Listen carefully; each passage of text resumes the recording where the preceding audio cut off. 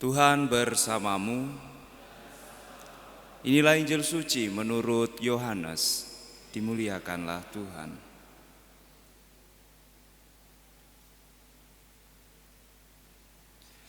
Pada hari raya orang Yahudi, Yesus berangkat ke Yerusalem. Di Yerusalem, dekat pintu gerbang domba, ada sebuah kolam yang dalam bahasa Ibrani disebut Betesda.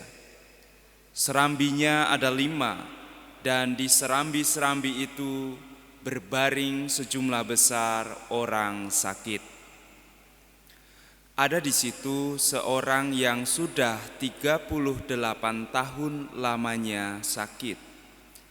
Ketika Yesus melihat orang itu berbaring di sana, dan karena ia tahu bahwa ia telah lama dalam keadaan itu, berkatalah ia kepadanya, "Maukah engkau sembuh?" Jawab orang sakit itu kepadanya, "Tuhan, tidak ada orang yang menurunkan aku ke dalam kolam itu apabila airnya mulai goncang. Dan sementara aku sendiri menuju kolam itu, orang lain sudah turun mendahului aku." Kata Yesus kepadanya, "Bangunlah, angkatlah tilammu, dan berjalanlah." Dan pada saat itu juga sembuhlah orang itu. Lalu ia mengangkat tilamnya dan berjalan. Tetapi hari itu hari Sabat. Karena itu orang-orang Yahudi berkata kepada orang yang baru sembuh itu, "Hari ini hari Sabat, dan tidak boleh engkau memikul tilammu." Akan tetapi ia menjawab mereka, "Orang yang telah menyembuhkan aku, dia yang mengatakan kepadaku, 'Angkatlah tilammu dan berjalanlah.'" Maka mereka bertanya kepadanya, "Siapakah orang itu yang berkata kepadamu, 'Angkatlah tilammu dan berjalanlah'?" Tetapi orang yang baru sembuh itu tidak tahu siapa orang itu, sebab Yesus telah menghilang ke tengah-tengah orang banyak di tempat itu. Kemudian ketika bertemu dengan dia dalam bait Allah, Yesus lalu berkata kepadanya, "Engkau telah sembuh, jangan berbuat dosa lagi, supaya padamu jangan terjadi yang lebih buruk." Orang itu keluar lalu menceritakan kepada orang-orang Yahudi bahwa Yesuslah yang telah menyembuhkan dia. Dan karena itu orang-orang Yahudi berusaha menganiaya Yesus karena ia melakukan hal-hal itu pada hari Sabat. Demikianlah sabda Tuhan.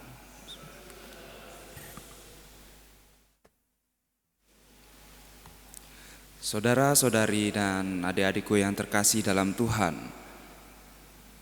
dalam bacaan pertama, Nabi Yeskiel hendak mengatakan kepada kita bahwa dari bait yang suci, yang kudus, yang tulus, atau dari dalam rumah yang suci, yang kudus, dan yang tulus akan senantiasa mengalir sebuah aliran air yang menghidupkan. Dan air yang menghidupkan itu hanya keluar dari bait yang senantiasa dibersihkan, diarahkan kepada kekudusan dan ketulusan. Maka dari bacaan itu saya merefleksikan dari pengalaman saya pribadi. Di tahun-tahun awal saya menjadi seorang diakon, lalu saya diberi tanggung jawab yang menurut saya besar untuk menjadi Dirdios Karya Kepausan Indonesia Keuskupan Tanjung Karang mengurusi karya misi bagi anak-anak sampai orang tua. Dan dalam proses saya menjadi Dirdios KKI, satu waktu saya sampai jatuh sakit, lemah, lemas, karena takut, khawatir, dan juga bingung. Lalu bahkan sampai pada titik seperti ada sesuatu yang kosong, yang dingin, yang kering di dalam hati saya. Situasinya seperti itu. Dan setelah saya refleksikan, setelah bisa sembuh, itu adalah sakit yang berasal dari perasaan merasa sendiri. Persis seperti si sakit dalam bacaan Injil tadi. Mungkin dia berbaring di kolam Bethesda itu dikerumuni oleh banyak orang, tetapi semua orang memikirkan kepentingan mereka masing-masing. Dalam situasi itulah seringkali kita merasa sendiri walaupun berada di tengah banyak orang.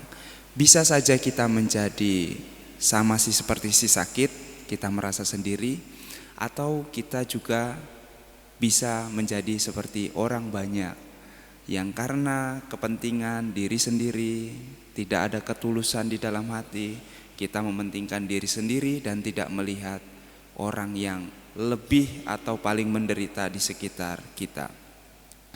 Dalam perasaan sendiri itu yang saya refleksikan adalah situasi di mana saya butuh pertolongan, tetapi tidak tahu harus meminta tolong kepada siapa. Atau saya butuh pertolongan tetapi saya malu dan segan untuk meminta pertolongan. Karena apa? Karena saya berpikir bahwa orang lain tidak akan menolong dan mereka hanya akan memikirkan apa yang menjadi kebutuhan mereka. Biasanya kita berpikir seperti itu. Maka disitulah saat terlemah itulah akhirnya saya sampai pada situasi pasrah, atau bahasa negatifnya putus asa. Dan dalam situasi yang seperti itu hadirlah orang-orang yang menawarkan bantuan dan menawarkan pertolongan, baik secara langsung maupun secara tidak langsung.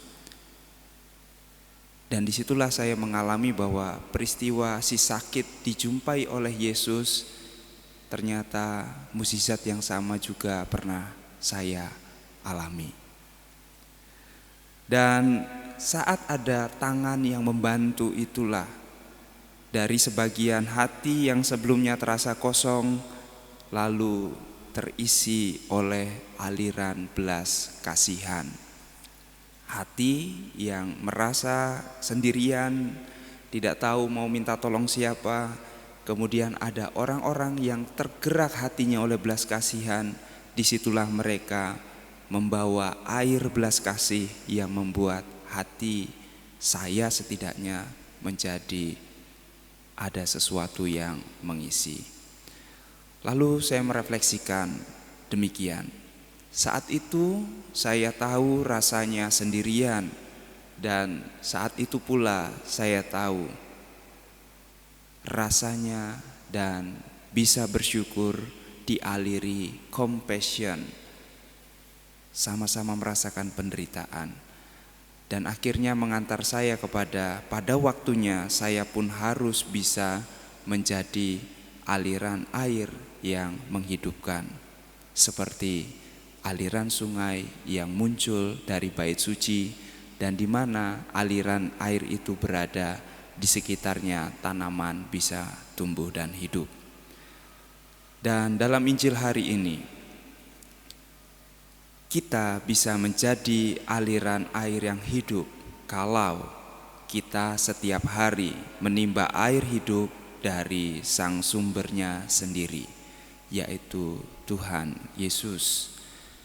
Kita menimba dari sabdanya, dari hidupnya, dari teladannya, dari perjamuan kudusnya, dari sakramen-sakramen yang telah Ia percayakan melalui gereja. Dan itu setelah kita menerima itu semua, itu harus selalu keluar dari hati dan dari diri kita. Sabdanya, hidupnya, perjamuan kasihnya, ekaristinya, dan sakramen-sakramen lain yang kita terima, itu juga yang bisa menyembuhkan banyak orang. Dan sebagai penutup, kita juga harus menekankan dan mengingat pesannya kepada si sakit yang harus bisa kita wartakan dan juga harus bisa kita hayati sendiri. Pesan Tuhan kepada si sakit, kalau kamu sudah sembuh, jangan berbuat dosa lagi. Artinya apa? Air hidup kita, bait suci kita adalah bait Allah sendiri. Rumah suci kita, rumah kudus kita, rumah ketulusan hati kita bisa tetap jernih, tetap bersih, dan bisa tetap menghidupkan bila selalu kita jaga dan kita rawat melalui pertobatan.